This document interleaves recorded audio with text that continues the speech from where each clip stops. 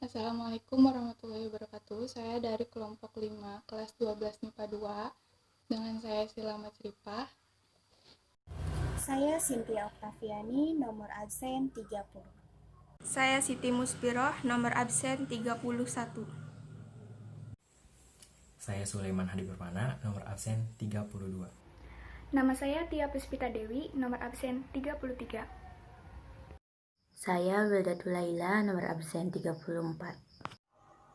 Saya Yulia Selistiawati, absen 35. Kami akan menjelaskan materi tentang senam lantai tanpa alat. Pengertian senam lantai tanpa alat.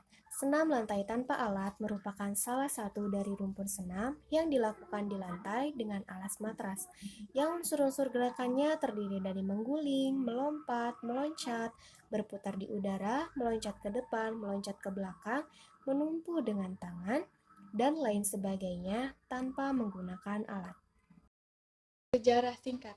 Senam maupun senam lantai menjadi salah satu olahraga tertua di dunia karena olahraga ini sudah dilakukan oleh para biara di Tiongkok sejak tahun 2700 sebelum Masehi. Namun, awalnya gerakan-gerakan sederhana dari senam lantai yang dilakukan oleh biara-biara di Tiongkok bertujuan untuk bela diri dan pengobatan. Hal ini memberikan kesimpulan bahwa olahraga senam lantai bukan olahraga yang baru ditemukan pada abad ke-20, namun sangat jauh sebelum itu. Pada dasarnya, gerakan senam dari waktu ke waktu tidak jauh berbeda, akan tetapi seiring perkembangan zaman, gerakan senam mulai banyak dikembangkan dan dibagi ke dalam berbagai jenis, salah satunya adalah senam lantai. Tujuan senam lantai yaitu untuk mengikuti perlombaan agar meraih gelar sang juara dan juga untuk memiliki tubuh yang indah dan atletis. Selain dua tujuan tersebut, ada tujuan lain, yaitu adanya rasa percaya diri dan rasa bangga ketika seorang atlet mampu melakukan gerakan-gerakan yang dapat melampaui batasan-batasan tubuhnya, serta mampu mengalahkan rasa takut dan mampu melakukan suatu gerakan yang sulit dipercaya dapat dilakukan oleh tubuh. Di sini saya akan menyebutkan beberapa macam gerakan senam lantai tanpa alat. Yang pertama ada forward roll atau berguling ke depan, back forward roll berguling ke belakang, somersault salto ke depan, back somersault salto ke belakang, keep tidur lenting, roll keep berguling lenting, brag atau kayang, cop stand berdiri dengan kepala, handstand over slide atau lenting tangan, flick flag lenting tangan belakang, round off lenting tangan putar, squat roll kesetimbangan lutut berguling, red slide atau baling-baling, rolling berguling, dan yang terakhir adalah tiger sprong atau lompat harimau. Langkah-langkah melakukan gerakan senam lantai tanpa alat. Yang pertama ada forward roll atau berguling ke depan. Cara melakukannya yaitu berdiri menghadap matras, tempelkan dagu pada dada, bungkukan badan hingga mencium lutut dan tempelkan tangan pada matras serta kaki lurus. Jatuhkan tengkuk terlebih dahulu, kemudian jatuhkan punggung, lalu bokong. Lalu letakkan kaki di atas kepala dan bantu dengan dorongan tangan yang berada di samping telinga. Nah, yang kedua ada back forward roll atau berguling ke belakang.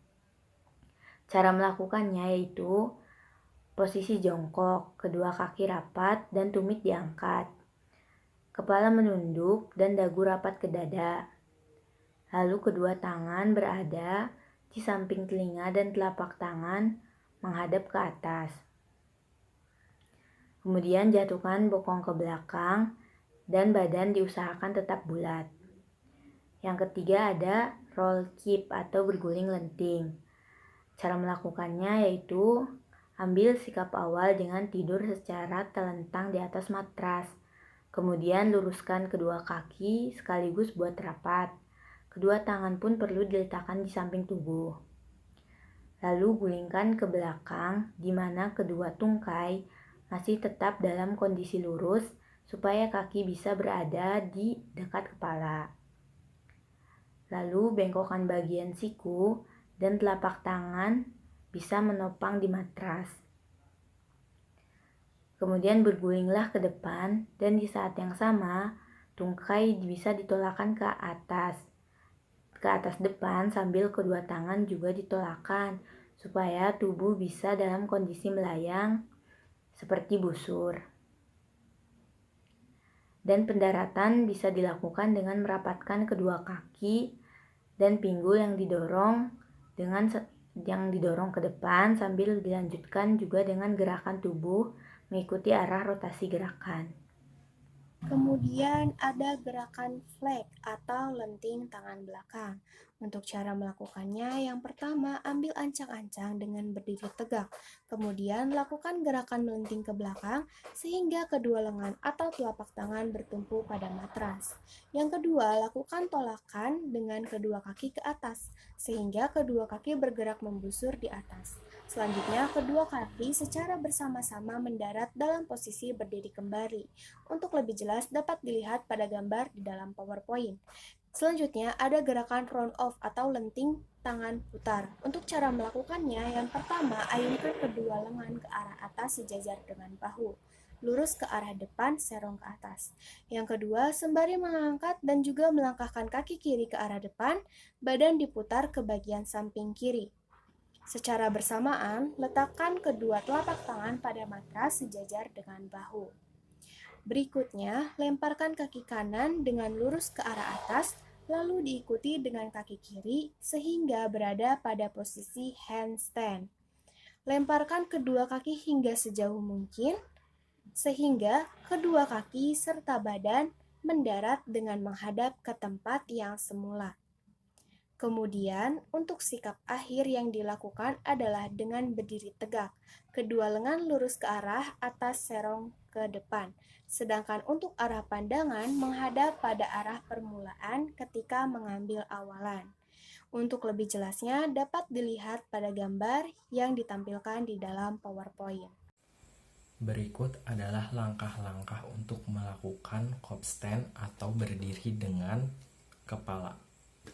Yang pertama, ambil posisi di mana kedua tangan sekaligus kepala membentuk segitiga sama sisi yang tentunya bisa dilakukan di atas matras. Bisa dilihat di gambar. Yang kedua, angkat kaki ke atas sambil mendorong pinggang untuk bisa mengikat kaki dengan sempurna. Lalu yang ketiga, luruskan tubuh sambil menjaga keseimbangan agar tetap seimbang. Yang keempat, lanjutkanlah dengan menurunkan kaki ke depan secara perlahan untuk mendarat secara bergantian. Yang terakhir atau yang kelima, bungkukkan tubuh dan berdiri kembali. Macam-macam peraturan perlombaan pada senam lantai tanpa alat. Menurut kompetisinya dibagi menjadi 3. Yang pertama yaitu kompetisi 1, beranggotakan 6 orang, terdiri dari rangkaian wajib dan juga rangkaian pilihan. Juara beregu merupakan regu dengan jumlah nilai yang paling tinggi. Nilai maksimum untuk putra adalah 12 nomor pertandingan dikali 50, yaitu 400. Wajib dan juga pilihan, 4 nomor pertandingan dikali 50, 200 untuk pilihan. Sedangkan nilai maksimum untuk putri adalah 8 nomor pertandingan dikali 50, yaitu 400, wajib dan juga pilihan. 4 nomor pertandingan dikali 50, yaitu 200 untuk pilihan. Yang kedua yaitu kompetisi 2 atau kejuaraan serba bisa. Peserta atau finalis diambil 36 pesenam terbaik dari hasil kompetisi 1. Pesenam dibatasi hanya dapat 3 pesenam dari 3 negara atau daerah, hanya melakukan rangkaian pilihan.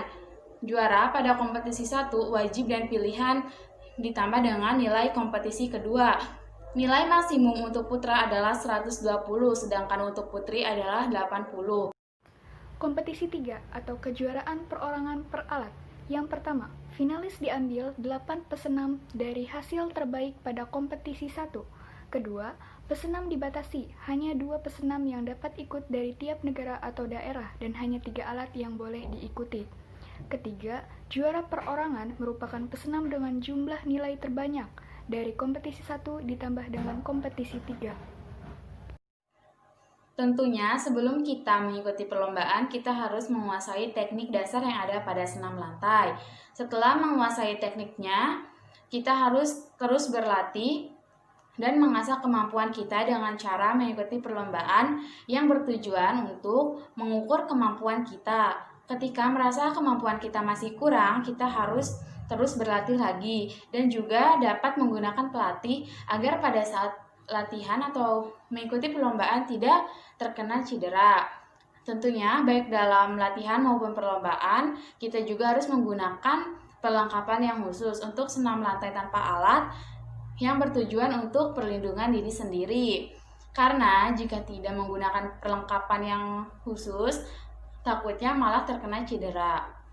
Sedikit tips yaitu latihan atau mengikuti perlombaan, kita harus pemanasan terlebih dahulu dan terus berlatih yang berhubungan dengan otot paha, otot punggung, dan otot perut. Poin berikutnya yaitu manfaat senam lantai. Yang pertama, ada meningkatkan daya tahan tubuh. Yang kedua, melatih kekuatan otot. Yang ketiga, menjaga kesehatan tulang dan kekuatan tulang. Yang keempat, meningkatkan fleksibilitas tubuh. Yang kelima, membakar kalori dalam tubuh. Dan yang keenam itu mengurangi depresi. Setelah penjabaran materi, mari kita lanjutkan dengan latihan soal. Ada 5 latihan soal. Yang pertama itu sebutkan kesalahan-kesalahan yang sering dilakukan saat melakukan senam lantai. Yang kedua, jelaskan mengapa senam lantai dapat mengurangi depresi.